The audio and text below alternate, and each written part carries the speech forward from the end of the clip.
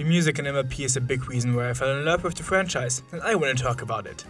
I'm unable to choose favorites in this case, so for this video, I will just gush about some of the ones I love in no particular order. And if people like it, I can do it even more with more songs, because there are way more that I love than just the ones that I will mention in this small video. I asked around on my Discord and some of my friends for their favorite songs, and I got way too many options that I had to cherry pick from, and I'd say I picked some good ones.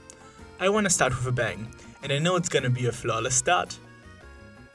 Yeah, I really just said that. It's flawless. That song has been in my heart ever since I first watched the show, and even if that episode is not well liked, the song is generally loved. It has a great message and a great melody, and I loved choosing it as my first ever cover. Each of the main 6 had a very fitting talk about one of their insecurities, and how it's okay. These differences and insecurities is what makes them who they are. It's what makes them friends. One I simply have to mention here is the Smile song. It's too iconic to skip over. It perfectly sums up what Pinky is as a character, her motivation, her purpose, as well as what the show means to people. It's the sunshine in the lives of many. It's literally about getting through the dark times, cause there's always better to come. And now it's one of the best songs to sing at conventions, with friends. It's a song everyone knows and everyone loves, and everyone can vibe with. Let's jump a bit to the end of season 3, and the first musical episode, Magical Mystery Cure, has a few banger songs. But Celestia's ballad has to be my personal favorite. It was meant to be the finale, and for that, an opening like, "You've come such a long, long way," is just perfect. We have watched the journey of these characters, and one of them has now reached this high honor of becoming an alicorn. It's barely 2 minutes long, but the emotions it conveys, especially through Nicole Oliver's performance, are just incredibly powerful. A totally different direction are the many Equestria Girls songs. This spin-off has a lot of memorable songs, some even better than the best from the main show, especially the ones from Rainbow Rocks. The Sirens have some amazing tracks, and with each one of them you can tell that they were cast for their singing voices. They have such power behind each of them. Battle of the Bands Persuasion would totally work on me. Under Our Spell completely controls me, and Welcome to the Show blows me away. And I haven't even touched the songs of the Rainbooms, like Awesome as I Wanna Be.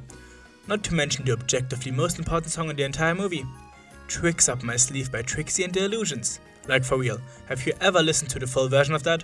It's a certified banger. And I hate that I can only talk about each of them so briefly, but there are many more songs that need attention, and I don't have all the time in the world.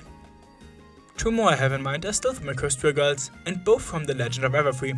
First, the intro, which perfectly instills the feeling of a summer camp that reminds me of a few Disney Channel shows and movies from my childhood. It's such a cozy vibe and amazing to sing along to. And then later, we got The Midnight in Me. I went into detail about the song a few times already in other videos, but that's because it's genuinely one of the best and most meaningful songs in the franchise. It shows Cytri's trauma and fear of magic and herself. Midnight Sparkle remains in her, and she has to take control. This song is her struggle, her panic, and it's the reason why I love Cytri as a character, honestly more than regular Twilight. We've stuck around G4 for long, but G5 has bangers as well, and honestly, what the first few tracks lack in feeling, they make up with being better musically speaking. Especially the first few Make Your Mark songs just felt so emotionless, but still sounded great. They used the best they had in the movie and then gave us some random pop songs at first, but they got better. And the first signs of that were 2 songs in chapter 2. Portrait Day, which makes me cry every time as the magnificent ending to the sister story in the episode. As someone with a sibling myself, I strongly relate to the events, and it was the first G5 song outside of the movie that spoke to me like so many G4 songs did. Then a few episodes later, we get Where'd It Go, which isn't as emotionally packed, but certainly attests to G5's high quality music. And then G5 just put banger after banger, and they finally felt like the G4 songs again, with the added bonus of still having G5's quality advantage. A perfect example of that is Starshine Time. It's such a vibe, combining an amazing tune that you could just jam out on its own, and lyrics that you can't help but sing along to when hearing them. This is paired with something I haven't even mentioned for the other songs so far, a captivating choreography. But enough about G5 for now, because I still have 2 G4 songs to talk about before I wrap this up. First of all, You're in My Head Like a Catchy Song.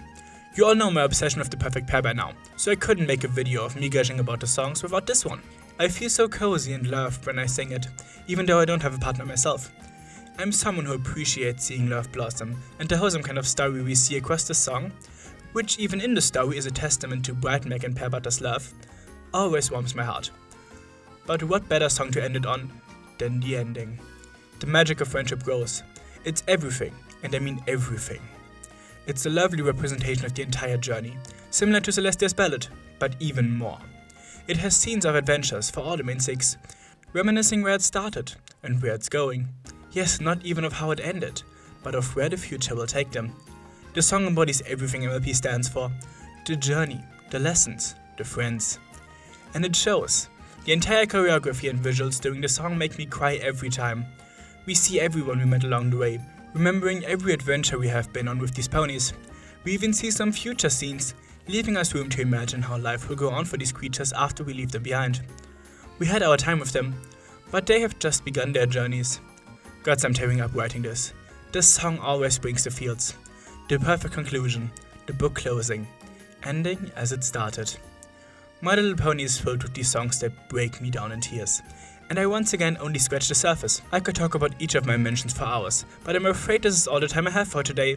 So now it's your turn. What's your favorite pony song? What memory or emotion awakens it in you? I want to hear all your stories, and I will carefully read every comment as usual. Until then, join my Discord if you want to discuss some more. Thanks to my patrons, especially to Maverick, and until next time for the bonus, fellas, and bye.